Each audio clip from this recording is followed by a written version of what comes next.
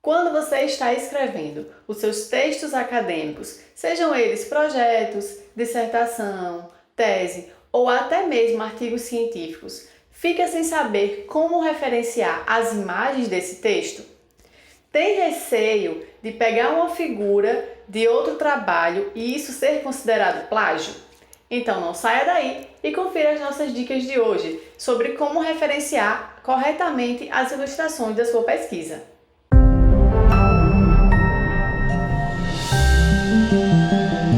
Eu sou a Paula Menezes, doutora em Ciências da Saúde, e faço parte do canal Seja PhD, Desmistificando a Pós-Graduação. No vídeo de hoje, eu vou te explicar como ter acesso correto a essas imagens, como referenciar corretamente essas ilustrações, como se resguardar de acusações de plágio e também qual é o idioma ideal para você usar as imagens na sua pesquisa. Eu acredito que uma forma muito eficiente de aprender é você estar em contato com outros grupos de pesquisa, porque o compartilhamento de experiências ele ajuda muito na pós-graduação. Por que eu estou falando isso? Porque isso foi uma coisa que aconteceu comigo durante toda a minha pós-graduação. Eu sempre estive envolvida em outros grupos e essa experiência me levou a ter todas essas sacadas que eu tenho hoje, porque cada grupo de pesquisa termina trabalhando de uma forma muito particular. E aí eu fui aprendendo, os pontos fortes de cada grupo e fui criando a minha própria forma, de fazer pesquisa. Então, durante o meu doutorado sanduíche, que eu fiz em 2017 nos Estados Unidos, entre 2017 e 2018, foi um ano. Então, lá, logo quando eu cheguei, o meu professor me convidou a ajudá-los a escrever uma revisão sistemática, na verdade, um artigo de revisão, tá? Um artigo de revisão que eles tinham sido convidados a escrever. E claro que eu topei, E assim, foi a melhor coisa que eu fiz, porque naquela experiência eu aprendi muito. E hoje eu vou te contar para vocês como que foi, quais foram os principais aprendizados que eu tive durante a escrita desse artigo de revisão. Então, primeiro, o que foi que eu observei? Que eles não fazem artigo de revisão de forma sistemática, como nós costumamos ver e fazer, em alguns grupos.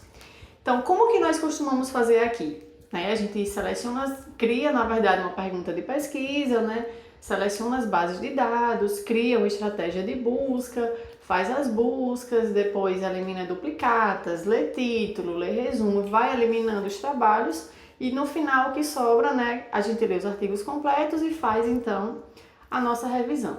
Lá eles acreditam que essa é uma forma de você fazer um resumo, uma lista do que já existe sobre o tema. Eles não acham que essa é a melhor forma, pelo menos o grupo de pesquisa que eu fazia parte tinha essa concepção. Então, como que eles fazem?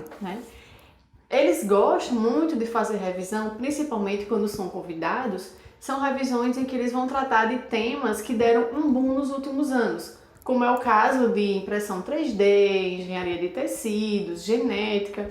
Então, como que eles fazem? Eles pegam os artigos de grande impacto da área, então, da Nature, da Advanced Materials, de todas as revistas, de grande renome, grande impacto, e artigos bastante recentes. Então, o que eles fazem? Primeiro, eles vão ali dar um panorama do tema, e no final, se você observar, normalmente vai ter um tópico lá, Challenges and Perspectives. Então, eles vão dizer quais são os desafios e perspectivas na área. Normalmente, eles terminam com algo desse tipo.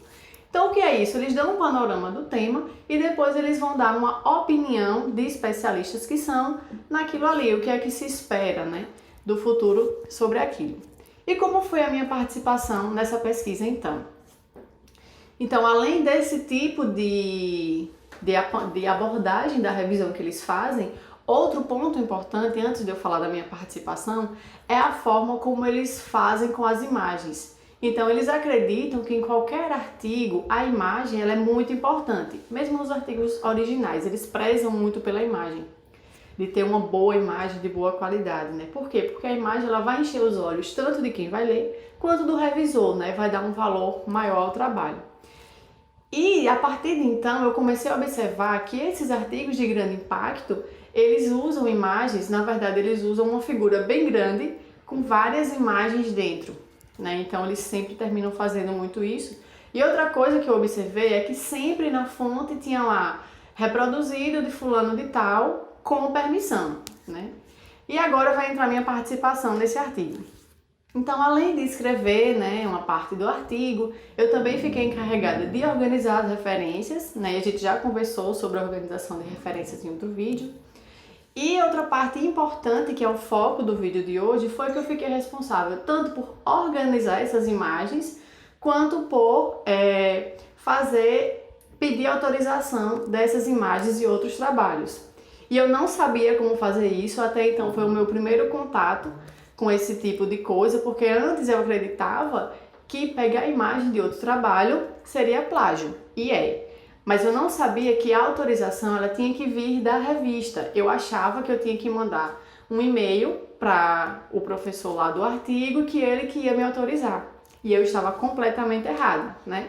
E aí, no vídeo de hoje, a gente vai entender como que a gente vai fazer essa busca correta das imagens e como é a forma mais adequada de fazer, então, as referências e citações dessas imagens. Antes de mais nada, nós precisamos entender o que são ilustrações, tá? Então, ilustrações, elas compõem figuras, quadros e tabelas, certo? Tudo isso são ilustrações e todas essas ilustrações, elas podem ser retiradas de outros trabalhos e citadas com permissão dentro do seu trabalho. As ilustrações, elas são muito bem-vindas tanto em revisões da literatura quanto em artigos de revisão. Por quê? Porque elas vão ajudar o leitor a entender a mensagem que a sua pesquisa fala. Então, se ele ficar só lendo, ele pode se distrair ou não entender alguma coisa. Se no meio da leitura tiver uma imagem, aí já chama a atenção, já vai ajudar ele a entender mais. Além disso, existem, principalmente em artigos, muitas ilustrações que caem super bem nos nossos textos acadêmicos, sejam eles projetos, dissertação, tese ou mesmo outros artigos. E por que você precisa pedir permissão da revista para usar uma imagem lá no seu trabalho? Bem, quando a gente publica um trabalho em uma revista ou em um livro, os direitos autorais eles deixam de ser do autor e passam a ser da revista ou lá da editora que fez o livro, certo? Então, por essa razão, você não pode simplesmente pegar uma imagem de outro trabalho, colocar no seu trabalho e só referenciar. Por exemplo, Paula 2019. Não pode, o correto é fazer Paula 2019 com permissão. E esse com permissão requer que você entre no site lá da revista, né? E você peça a autorização para usar a imagem. Porque se você não fizer isso, isso vai ser considerado plágio. E a gente sabe que plágio é crime e é uma coisa muito séria. Por essa razão, mesmo que o artigo ele seja da sua autoria, você precisa ainda assim entrar no site da revista e solicitar a autorização. No site vai ser de que forma, né? Você entra na página do artigo, lá no site da revista e vai ter lá um linkzinho. Sempre vai estar abaixo do título, né, dos autores, da afiliação, aí vai ter normalmente do lado direito assim, alguma coisa do tipo Get Permissions. Então você clica ali. O procedimento é muito simples. Quando você for fazer, você vai reconhecer. Parece uma compra online. Então você vai preenchendo, né, os campos que ele vou pedindo.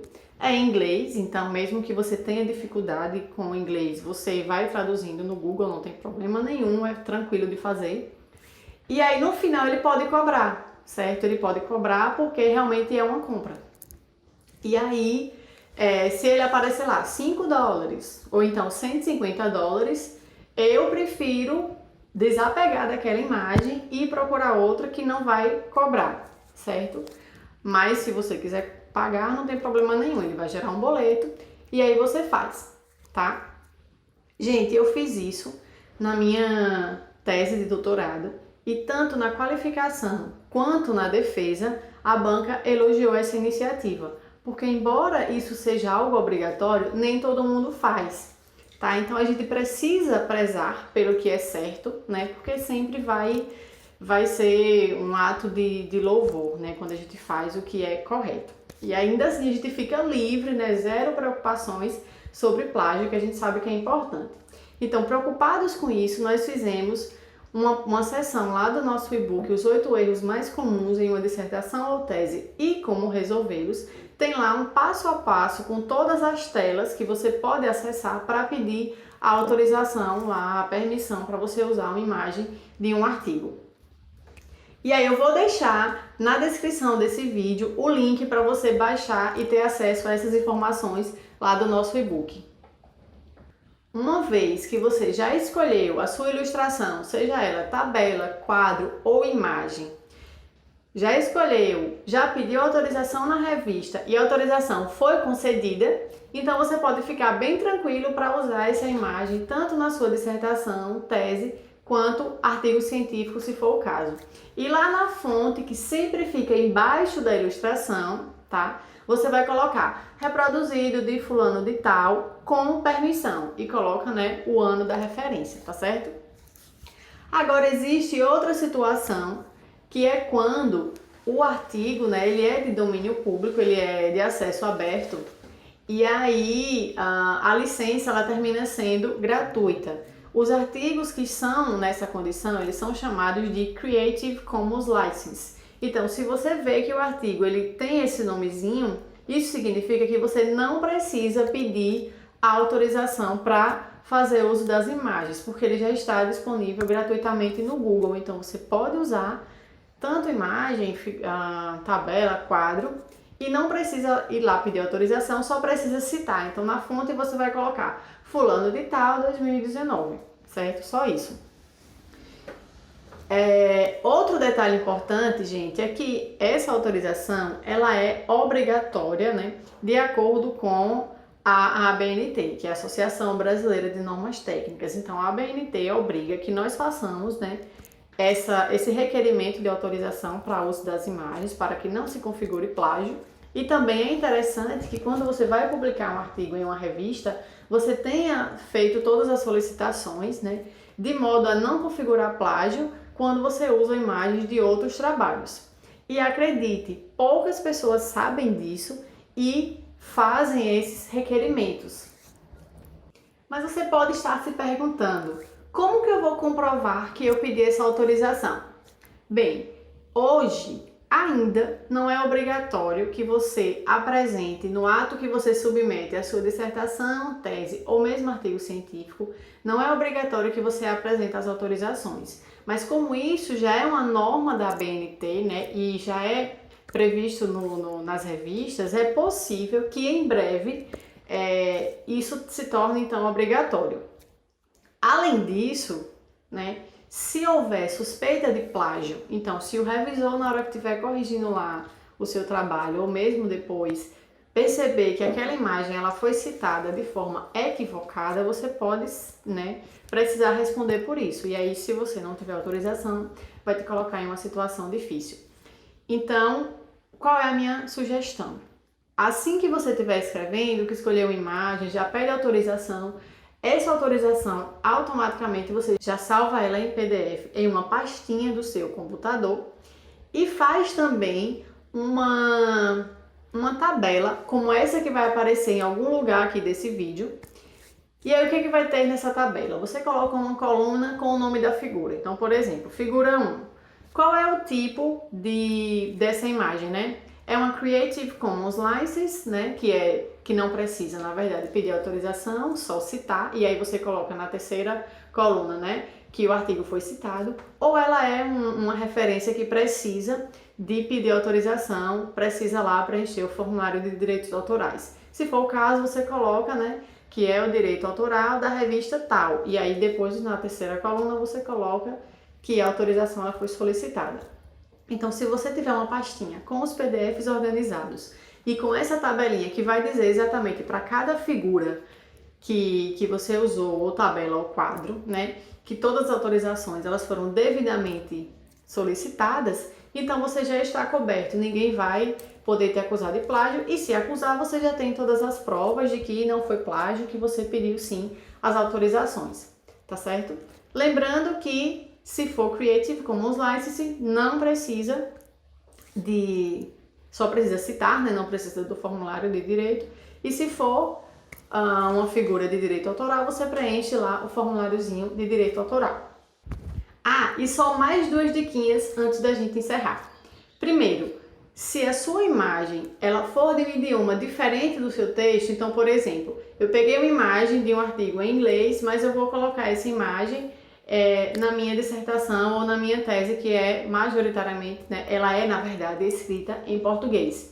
Então, nesse caso, eu já pedi autorização da imagem, eu já posso reusá-la e posso, inclusive, fazer alguma alteração nela. Então, o ideal é que você faça como eu fiz na imagem que vai aparecer aqui na tela. Né, o que foi que eu fiz, na verdade, nessa imagem? Eu peguei, o fundo dela era um azul clarinho, eu inseri uma caixinha de texto da mesma cor e fiz, então, a tradução da imagem. Né? Perceba que tiveram alguns lugares que a letra ficou muito pequena, principalmente na parte inferior direita da imagem. Mas o que acontece? Ali eu não tinha espaço realmente para escrever uma letra maior.